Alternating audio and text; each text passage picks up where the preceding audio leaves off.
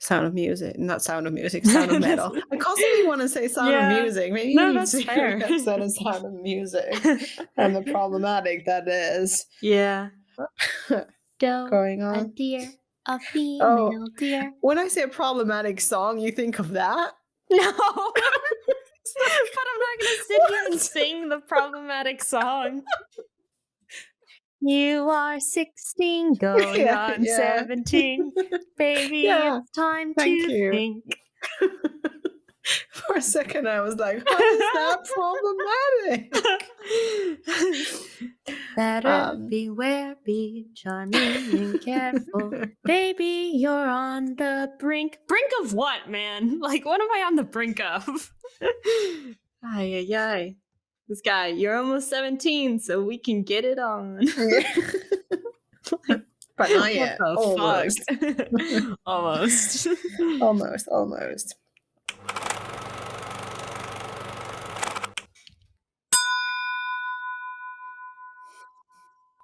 I think that's good. Maybe do like a tap, tap, tap, like we're about to say something. Yeah, but not when I'm talking. Oh. Sweet. Okay. 1, 2, 3.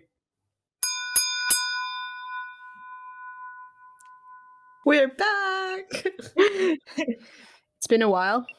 It has been a while, but we're coming back in full force with enthusiasm. Season 2, baby. And we're back for the very weird 2021 Oscars. It's a good start for a weird year. Yeah. Or like Yeah. still in a weird year. Oh, definitely. Time has no meaning now. Which is why we didn't bother doing a live thing for this one. Because no. Just no. No, and it's also what makes this year a bit more weird is we haven't actually seen that many of the films. No, this is going to be a great podcast. We're just crushing it over here. Judging things by their trailers, which, if you've seen the Suicide Squad trailer, you know is the right way to go. You don't get suckered or anything. It's complete, accurate things. I still never saw Suicide Squad. Well, if you've seen the trailer, I have. That's enough. I've watched like 3 hours worth of analysis on the film.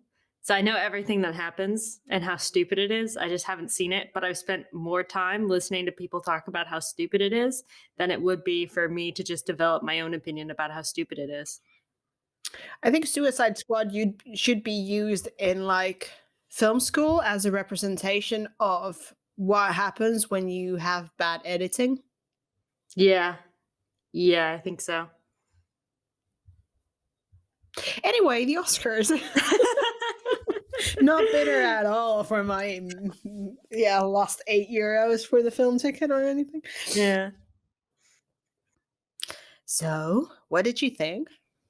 What did I think? I thought it was weird. I think they did a good job with what they had. Apparently, I was reading about it, and this was basically the worst broadcast numbers they've ever had. Really? Which is surprising, but also not surprising at all. Because you would think at first, okay, well, people are home and they have time to watch all these movies, and then they'll watch the Oscars and da-da-da-da. But for sure, the motivation for wanting to watch all of these Oscar movies and then to watch the Oscars themselves being at an all-time low, kind of because who cares? You know? Yeah. And even though a lot of these films were available through Netflix or other streaming platforms, you know, there are some that were available but were like $15 to rent just for 2 days, which I just think is ludicrous. I understand why it happens because they're missing. That's the cost pretty much nowadays of a box office ticket, but you just can't do that.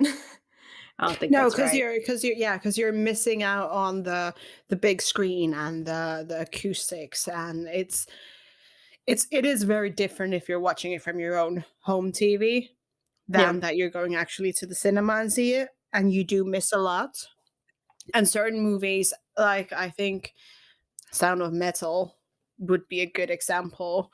You would get so much more out of it if you were in a huge cinematic space. Yeah. Or even I think they and I don't know that much about kind of how they went about marketing Sound of Metal, but in my complete non-experience of marketing a film, I would up the angle of tell people since they can't really go to the cinema, watch this film with headphones Mm, yeah, because I think that's the next best that you're going to get and I think people would probably be much better off with a film like that watching on headphones on kind of their personal device, laptop or desktop, anything like that, iPad, because then at least it's close up, you have a good picture, and you have much better sound than you're going to get out of any average TV, because that's just, I think, as close to a kind of immersive experience that you're going to get if you can't go to the cinema. yeah, especially with Sound of Metal, since it's not visually, it doesn't rely visually so much on that that the scale has to be huge. Or like if you compare it to 1917, for example, you don't have to have that huge scale in the image Exactly. because the sound is what makes the movie. So just having a good set of headphones and just fully blocking out every outside noise. Yeah, Yeah, I think so. definitely. As a side note, I think we should do a podcast episode just on Sound of Metal because I think there's a lot to talk about in that. Just even just the sound alone, but also everything else Yeah. around that film. Discussion for another time, Yeah. perhaps. Yeah. What were your kind of first thoughts watching it? Um First thoughts. I watched it on the platform here in Finland, like online, and they had it as one entire thing that had in the beginning the red carpet, then the show, and then the after show. So it was over 5 hours long. So because I didn't have that much free time, I had to only concentrate on the Oscars itself, which meant that without me realizing, I lost the best song performances, which kind of Mhm. sucks because like those are the ones that I really enjoy. Like one of my favorite parts in the whole show is seeing people perform. And I do understand that with the whole current situation, that probably was very difficult to kind of make happen. So they had to kind of reinvent and maybe also save time. It was a lot more relaxed and kind of loungy. I really liked that style, that cocktail party type Oh, style yeah, though. it kind of felt like cabaret in a way. It really did. Everyone kind of in their own booths. I think Yeah, and I understand that they were only able to do that because they left out so many people, like, I mean, the amount of people in that space is so much smaller than the amount of people who normally get invited to the Oscars, so I understand that it's kind of well, it's a bummer for people who would normally get an invite who didn't because pandemic and yeah, safety comes first, but it still sucks. So it's better done in a theater for the people who go there. But as a viewer, it looked way more fun yeah, to be yeah. sitting in there. Like I've never had the experience where I thought, "Oh man, I want to like be sitting in that theater." But watching these Oscars, I was like, "Man, I wanna sit in that kind of semicircle booth next to Glenn Close talking about debut, like, that seems great." No, yeah, definitely that was yeah. It kind of it was a lot more intimate. And I like that they had the show also in London, like all the people that were invited that were in London were in the same space. Yeah. Yeah, I like that you could really physically see how spread out the like Hollywood industry or the film industry is. Like it's not anymore centered in just one location and everything's filmed there and all the actors are there and blah blah blah. But it's so international. that people are in Australia, England. I think there was, yeah, in Paris with someone, and yeah, Korea. Mhm. That's a really good point. I didn't even think about that aspect. We think of just the Dolby Theater and Hollywood and the institution being in one place, and so much of it is centered there. But as technology gets better and better, and of course, over this year, so many more people have had to work remotely. This industry doesn't just happen in one place. Yeah, you can really see that it's not the Academy isn't anymore just an American thing, but a Yeah. very collaborate entity. And I think the show also like kind of reflected that a lot of the nominations were like there was a very, yeah, a good diversity of people, ethnicities, a lot of female nominations in categories that don't normally get Hmm. women. Kind of reflected that. Yeah. On the other hand, also I'm kind of because there was so much diversity, which is a good, really good thing because that is how it should be. We shouldn't be like surprised that oh, there's like several women nominated or there are people of color nominated, and it shouldn't be like whoa, what a groundbreaking thing.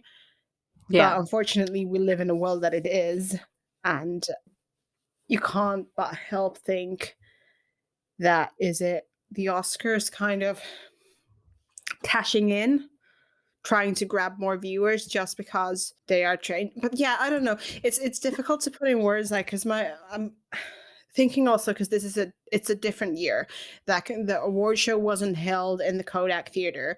It was held at a station. The format wasn't the same. The order of awards given changed. Like they had best picture before best actor and actress, Yeah. which was really weird because the best picture is normally the one that is kind of the finale. Yeah. You save that for last. Yeah, It's why everyone's there, ostensibly. yeah.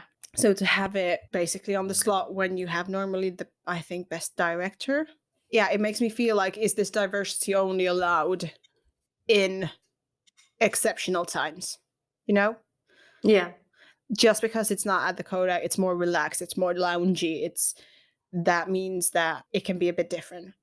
The hosts can be different. The presenters can be a bit different and like edgy even Yeah. at times. No, I think that's an important point to make. And I don't think it's unreasonable at all to wonder if this is an actual step forward for the Academy in the amount of diversity that we saw there in not just the nominees, but also some of the winners. Or if this could just be a one off because COVID. of yeah, because of COVID and the political climate over the past year, and if kind of when things get back to quote unquote normal. And I don't think normal in 2022 will look like normal in 2019, but they seemed optimistic that it would be back in the same venue that it's been in for so long. Yeah, I don't think it's unreasonable to wonder if it's an actual step forward or if it's a step forward that's going to be followed by a step backward, as things so often are, unfortunately. Yeah, because it did make the Oscars a lot more like current and fresh and more representing of our time. Hmm. But yeah, you can't help but think that if everything goes as planned, the Oscars will be back at the Kodak next Yeah. year. Yeah. And yeah, if they're back at the theater, are they gonna be back with a bunch of old white dudes again, Yeah, you know? yeah, And not to say that there aren't talented old white dudes, but there are lots of other talented people, and we got to see a lot more of those people this year. Is that gonna keep happening? Or are we going to see next year best director nominations like Scorsese, Allen? yeah, Yeah. exactly. Well, hopefully not, but you never know. It wouldn't be Um, the first time the Academy pulled some bullshit. yeah. But from all the Best Picture films, I saw Sound of Metal and Yeah, The Trial of the Chicago 7. yeah. That's it. Didn't you say you saw Mank? Or was that No, I was gonna watch no. it, but then I was like, I'm not into David. Like, I wasn't into. I'm gonna watch it, but I haven't been in that kind of mood that I wanna. That's fair. I looked at Mank and I was like, Yeah, I think it probably is very like from the clips I've seen, it is very like beautiful visually, Mhm. and it's like again the argument, but it's pretty, which is always Well, like, then, okay, it's pretty, so put it in cinematography and let's call it a day. Like, a pretty film does not a good film make, yeah. you know? But I don't. It has a great cast, so it can't be bad. Yeah. I I only saw one more than you because I saw Promising Young Woman. Yeah, I saw Sound of Metal and The Trial of Chicago 7. So we both saw the same 2 movies, and then I also saw Promising Young Woman. I really wanted to see Judas and the Black Messiah, Yeah, me but too. I completely ran out of time. That is, I think I can rent it on some one platforms. That is on my list. I do really want to because I've seen clips and that seems Yeah. like really. And I want to see Ma Rainey's Black Bottom Mhm. because that also I've seen clips and that seems really, yeah. I do want to see all of them. I mean, what did you kind of without going too much into making it about the Two movies that we saw. movies, yeah, specifically. What were your kind of general impressions of those 2 films? Well, they are very different, Yes. very different. Stylistically, story-wise, acting, everything. Because Sound of Metal is it's very raw in a way. It's the I think the like the camera angles and the kind of lens that they're using, the coloring is very, yeah, raw and rough in a Mhm. way. And then the trial is it's more of it has that Hollywood gloss over it. So it's very like it isn't rough in any way, but the subject I is. I would I would push against it not being rough I mean, a like little bit. in a way that it isn't like the tones are warm. It's more warm in a way, Mhm. like it's how it's visually made Yeah. in comparison to Sound of Metal. Yeah, that's absolutely fair. That's what I mean with like the Hollywood gloss. Like people are beautiful even when they're ugly, you know? Which I mean, like it's not a bad thing, but it's just a very that you see the difference between like indie movies and then Hollywood blockbusters. Mhm. You kind of see in the I don't know, is it the filter that they use? I don't know. Me with my camera knowledge, non-existent. I think it's probably a combination of different things, how it's shot, right? Set design. Yeah, probably, but it's still it. But the trial is still very. It is very rough in a way. Like it's just sad.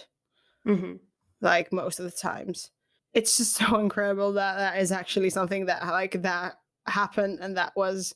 I think it's really interesting. I'm a huge Aaron Sorkin fan. You know this, Anna. Yep, I know this. Um, but yeah, I think you're absolutely right. I don't think Sorkin's writing lends itself to being very gritty because his writing is so quick and researched and snappy that it's I think it would be kind of hard to shove it into a lens like how they approached Sound of Metal, right? Because that's all very slow and there's pauses and time, and Sorkin really values words. And there's almost never a silent moment, and when there is, it really means something. Yeah, Um, yeah. so it does come off very polished. If it were that gritty and like cold, Mhm. would it be then just too much for the viewers to like handle it and would it then like push people away but then have that balance of the softness of the tones with the actual message that gives then the audience the kind of ability to then Yeah. focus on what is actually said and not just looking at like, oh, that looks gross, or oh god, no, they're fighting and someone's head came off, and it's just Mhm. Which is All a very different, yeah, very different to the style of Sound of Metal, which beyond just cinematography and tone, like you were saying, is also so different in the fact that it doesn't really put an emphasis emphasis. You can I can emphasize. speak. An emphasis. Oh god. No. It doesn't really put an emphasis on dialogue at all. Oh. So He's still laughing about emphasis. Cool. it's been a long day. My brain is so simple. I'm not that funny, Anna. Imagine us like instead of being like emphasis, it would be always emphasize. Like a word with attitude. Oh god, I said it very country style too, didn't I? Emphasis. Yeah, I bet. Yeehaw. Pull yourself together, yeah, woman. yeah, I'm trying to do that. I have no idea what I was going to say. Yeah. Your thoughts on Sound of Metal and the lack of dialogue, right? It's very visually focused storytelling. Yeah, and audibly. Mhm. That's not how you use that word. Okay. No, Anyway, no, audibly, I think. Yeah. I really liked Sound of Metal because, and it comes from a, yeah, because like I do not know anything about deaf culture. Or like I know a really small amount, and like Mhm. and the whole like what it means to be deaf, and like the whole controversy of having implants and not having implants, and how our whole society is built around being able to hear. So I think for someone that doesn't really know anything about the subject, it feels like it gives a good glimpse of what it might feel like to actually lose your hearing. And then the whole struggle with trying to find a group where you fit in. For me, it spoke. And like Hariz Ahmed he was so good. I really recommend it. It's a very slow paced movie in that sense that if you want something exciting and fast, then it's probably not your film, but it's Yeah, I do think it's a really good film, and everyone in it is acting their ass off. I think what it's trying to portray, it portrays really well. And, obviously, I'm not going to sit here and speak for an yeah, entire deaf community.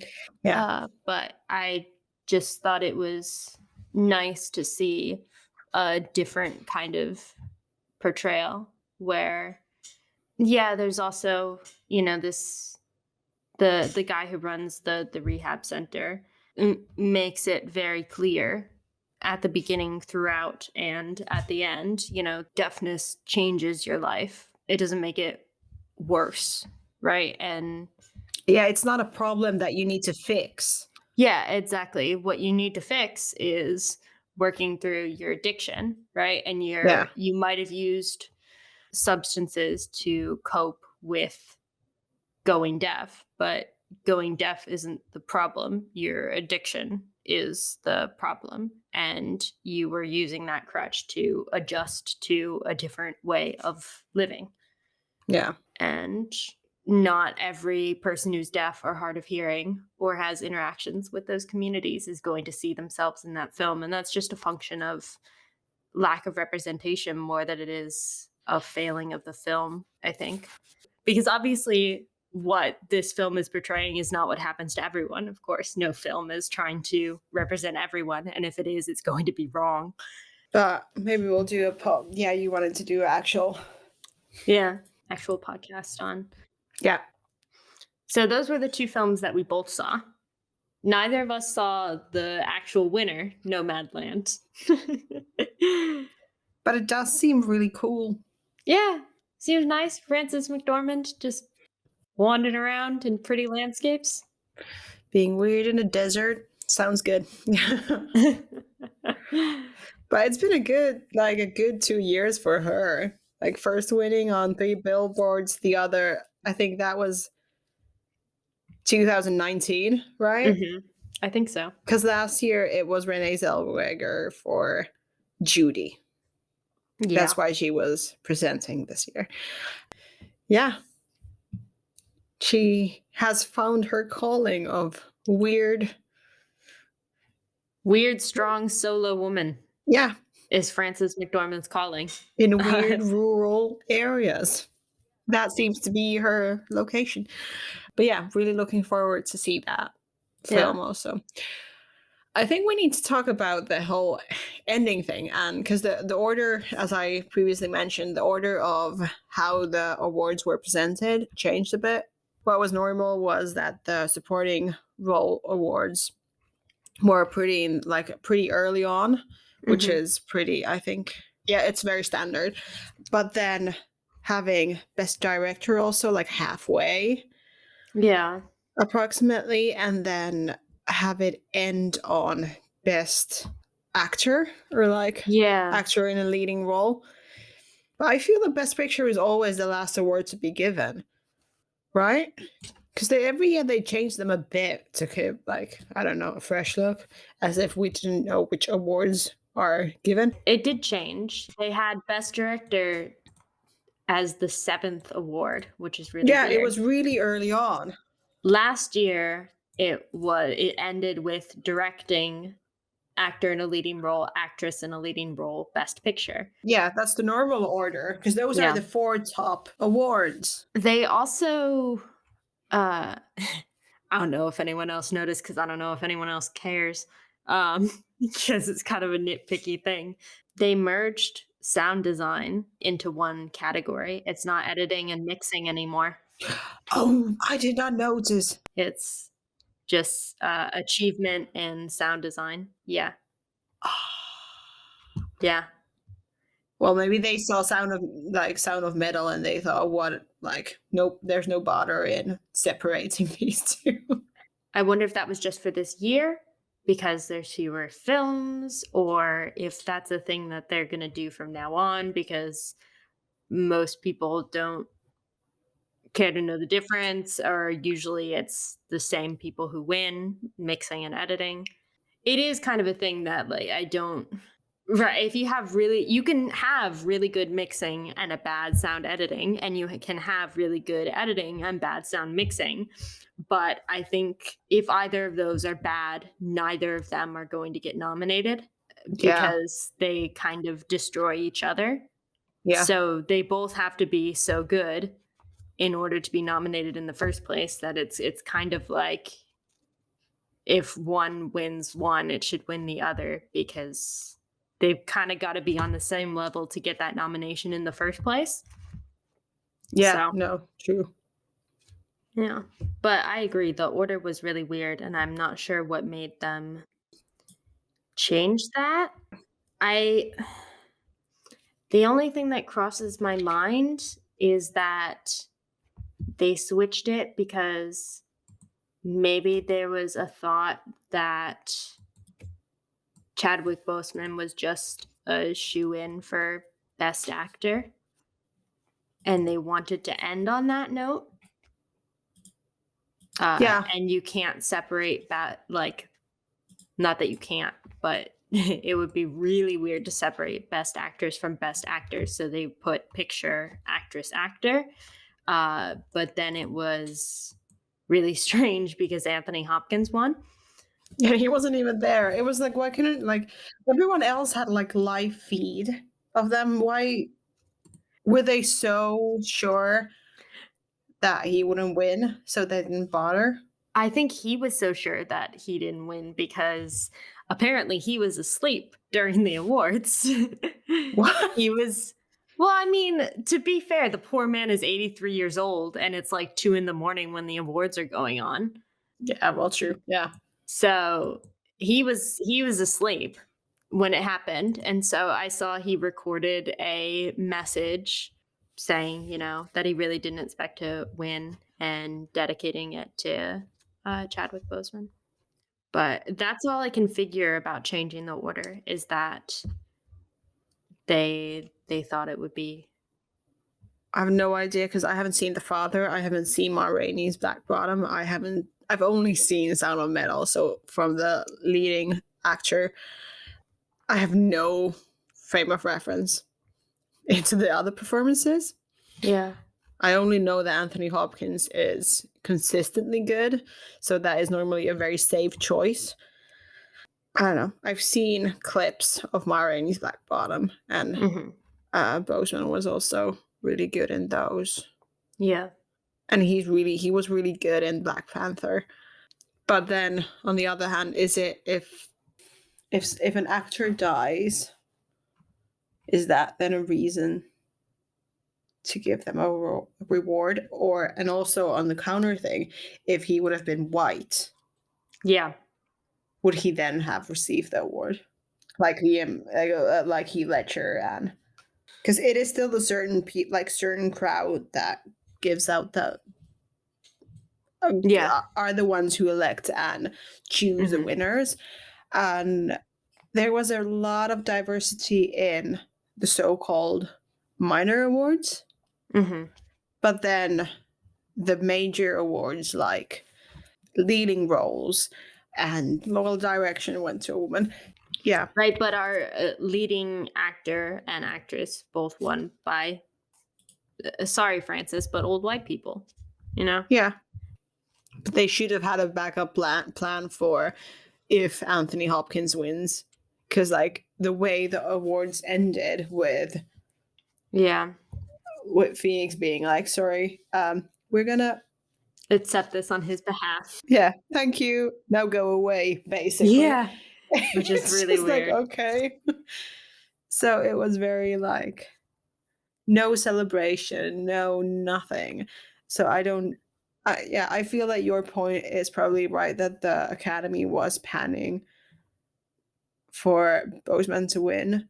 Although I don't know who decides the order of those things. And that's actually probably a pretty good question, right? Like cuz it's not the people who are voting on these films who decide the order ostensibly. I don't know. I could be totally wrong, but I don't know who's in charge of that. But I think whoever was in charge thought that it was going to play out a certain way.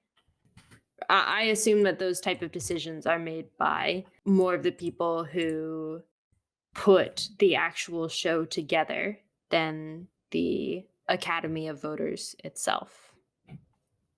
But I don't know who those people are, but I think that they probably thought it was going to go a certain way. And so they had a certain type of ending planned. And I just don't think they, you never see the old white man coming, like, and I'm poking fun. Anthony Hopkins is a brilliant actor. Yeah, yeah, Um, he obviously, and it is like all of them deserve a win. Is it just because like is Anthony Hopkins like Meryl Streep? Like if they are nominated, you might as well stay at home. You know, yeah, maybe. Glenn Close became now the most nominated and most lost. She has Yeah. the most not wins. Wow. There was something else I wanted to talk about. Okay. The songs, because I assume that you heard at least all the songs. Yes, but I can only remember two of them now. What did you think? Did you have a prediction of which song was going to win at all? I kind of get because like I didn't know. I quickly skimmed through them before the show, and then I actually saw the one that won the performance of that one. What was it called? Fight for You? Yeah, at that point, I didn't even know that those because that I was skimming through the red carpet, and I just happened on that performance, and I kind of by the end of it, I guess like, okay, maybe this is a pre kind of taste of the songs. Yeah. But at that point, I didn't realize that it was. I thought it was just like a pre-game type of performing thing, and I was like, "This is a really good song." Like it, the singer was really talented. Her voice, I was constantly thinking of like, is she singing actually live or is this just Yeah. because like the control in her voice was amazing. Mhm. Speaking from someone who doesn't know how to sing, but it sounded really good. Yeah. So I kind of guessed that it probably was the one that will end up winning, which it did.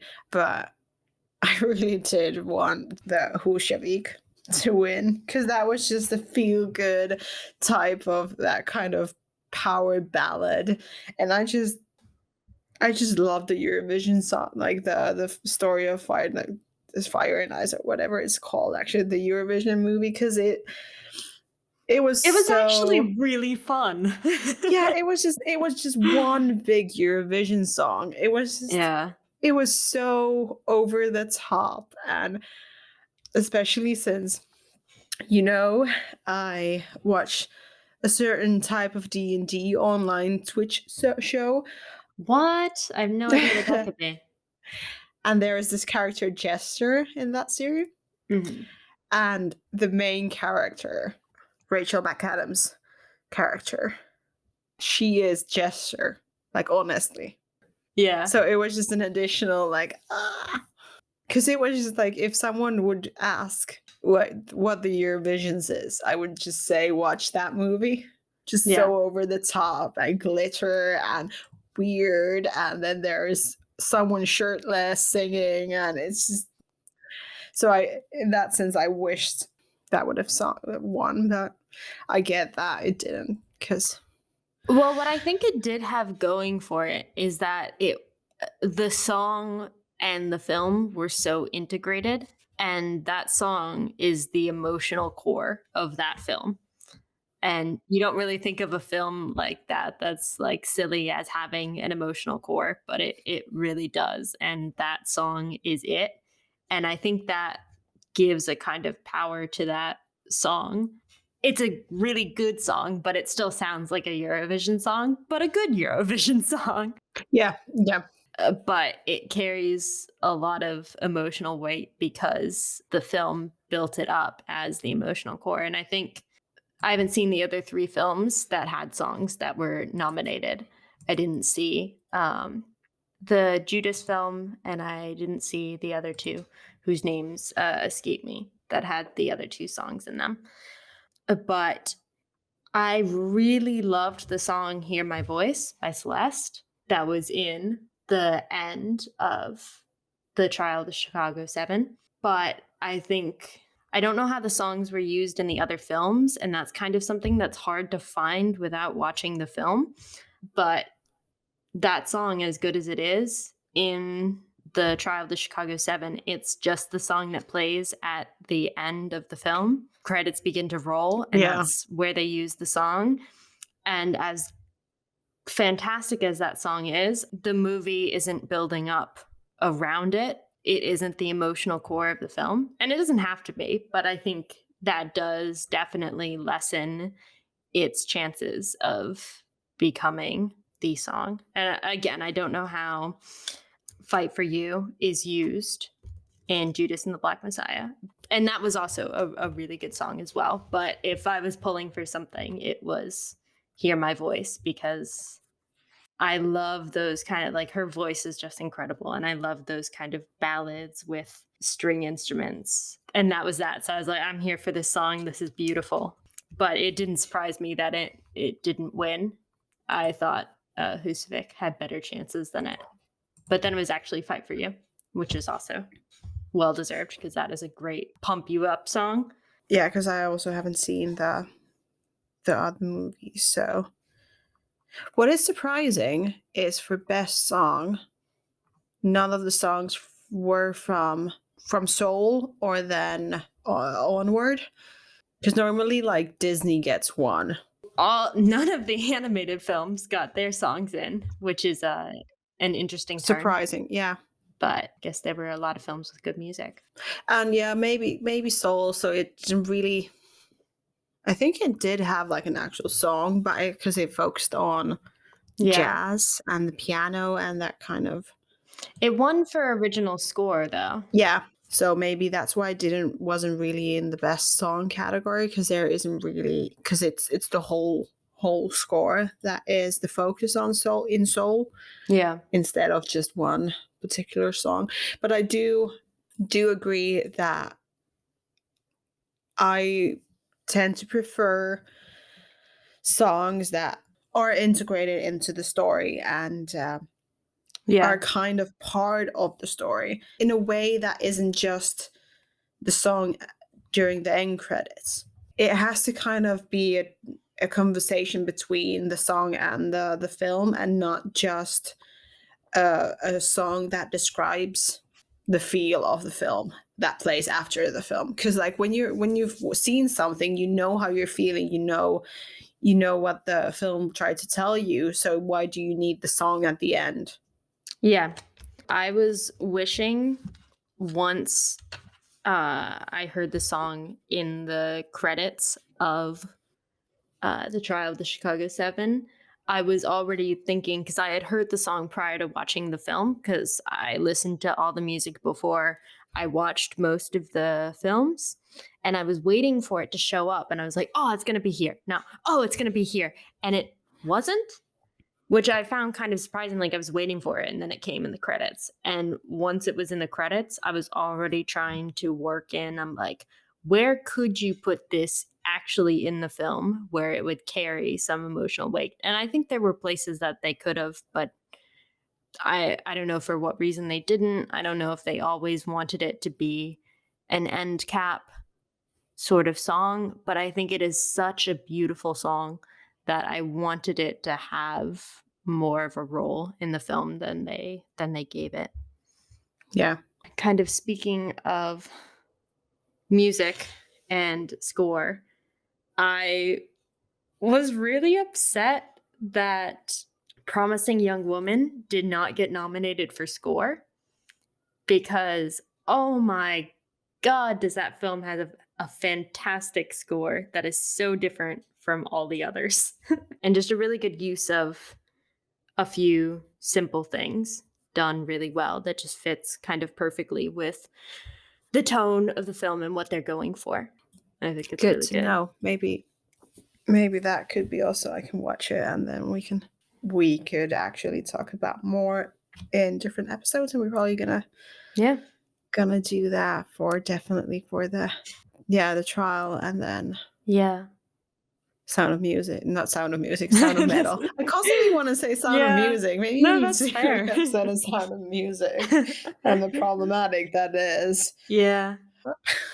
Doe, going a on. deer, a Oh, female deer. when I say a problematic song, you think of that? No. But I'm not gonna sit here and What? sing the problematic song. I was like, You are what? 16, going Yeah, on yeah. 17. Baby, Yeah, it's time thank to you. think. For a second, I was like, how is that problematic? Better beware, be charming and careful. Baby, you're on the brink. Brink of what, man? Like, what am I on the brink of? Ay, ay, ay. This Yeah. guy, you're almost 17, so we can get it on. But not What yet. the Almost. fuck? Almost. Almost. Right. Any final thoughts? Anything you were really pulling for that didn't win? Like, were there any films you saw this year that you thought, maybe they'll get something, and then they didn't at all? No nominations, nothing. I'm trying to figure out because like time has no meaning anymore. So I have honestly I have no idea what I've seen this year or last year, and it's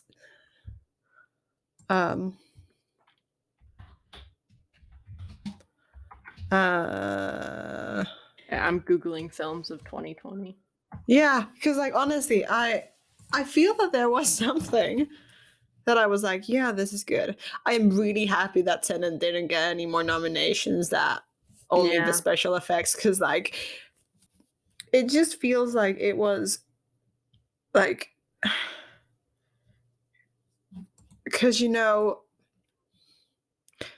time is weird, Yeah. apparently.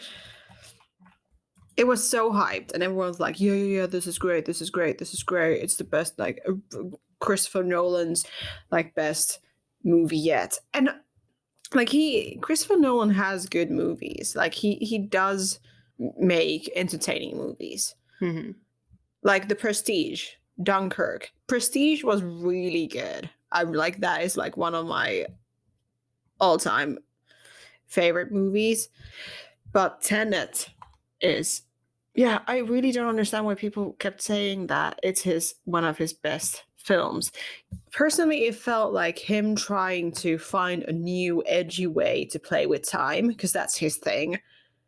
And it just didn't, because like I was constantly thinking about if you would go back in time and you would kill your grandfather, that would not mean that your present would change. That would only change an alternative timeline and create a split.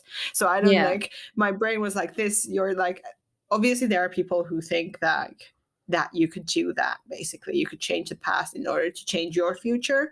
But how I understand time, me as a humanities student, Oh boy, here we go. once you go back in time and change something, you can't go back to your own future. Yeah. You split the time, or you kind of make derail it, and it's just like his time theory in this movie doesn't work, and it really wasn't. Like, I was in the cinema and I was getting annoyed because I was like, no, this is not it. No, no. I was getting all like weird time nerdy and being like, actually, if you do this and this would not happen. Like, you can't be shooting someone like I know that it was whole thing that the time is reversed and you're not technically going back in time, but you're reversing it. But it was basically Inception, but people just walking backwards. Yeah. But visual effects win was, yeah, they did deserve. Yeah. I didn't see it, but I like that summary, and I will never see it because it does not sound like my type of movie, and you have, gone so hard against it that I have no motivation to seek it out. It's like a dad movie, you know? I know exactly what you mean. Yeah. People drive fast. There are some explosions. People get shot. There's weird brewers fighting. I'm not saying that it's not worth watching, Yeah. but I'm happy that it didn't get Oscar nominations, because that would mean that the system is broken and only certain, like, it doesn't matter what, like basically, like, if Woody Allen would put any movie, he would get automatic nominated because he's Woody Allen, Yeah. regardless if the movie is good or not. Which personally, mostly they're not. Oh my god, I'm dishing on movies so much. Like, Woody Allen sucks. Christopher Nolan sucks. But yeah, give me some films what came out last year. I mean, not a lot that you think of as like, "Oh, these are good at the Oscars." I can't say that I'm surprised that The Assistant didn't get anything, but also it so should have gotten, uh it so should have gotten something. Yeah, I'm still not clear on exactly when it came out, but I saw it in 2020. So I think it was supposed to be eligible for, like, the Oscars that we just saw. Um, but either way, it didn't win anything last year either. Yeah, the fact that that film didn't get anything from the Oscars makes sense, but it also just speaks to the fact that, Hollywood still isn't ready to, address their Me Too stuff. on kind of a broader scale because the whole movie is based on the idea that it's not just a Harvey Weinstein figure, but that this happens anywhere in this industry or can happen anywhere in this industry, right? And that's why it's called The Assistant because she's completely kind of anonymous and they don't, right? They're not making documentary style or like fictionalized account of Harvey Weinstein as a film and saying like, "Oh, it's one bad guy."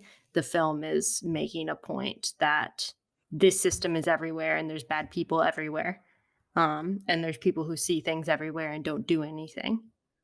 And the fact that it didn't get nominated for anything and that Julia Garner didn't get nominated for anything, not a accurate reflection of the performances in it and how it's structured. What I'm really surprised is that the only nomination from Hillbilly Elegy came for Glenn Close, because that was a really good movie. Like a coming, like personally, I thought that that was a very Oscar baity Yeah. movie because it's like someone persevering, like having a rough childhood, but then realizing like your parents had it even rougher, like it kind and then your ability to kind of cope with your past, and then so that could have possibly gotten a bit more. I'm really surprised that Borat got that many nominations that it did. Didn't it only get like one or two? Yeah, yeah. Fair enough. Yeah, it got best supporting female, like best supporting actress. It got best adapted screenplay. Yeah. I've heard really good things about the second Borat, actually. It makes me want to see it. Yeah, but watch a way more TV series. But maybe we can talk about that another time. Because HBO and everything came out with a bunch of cool things. Yeah. Yeah, exactly. Do an episode on. Yeah. Well, I think that's everything, right? All our half formed thoughts.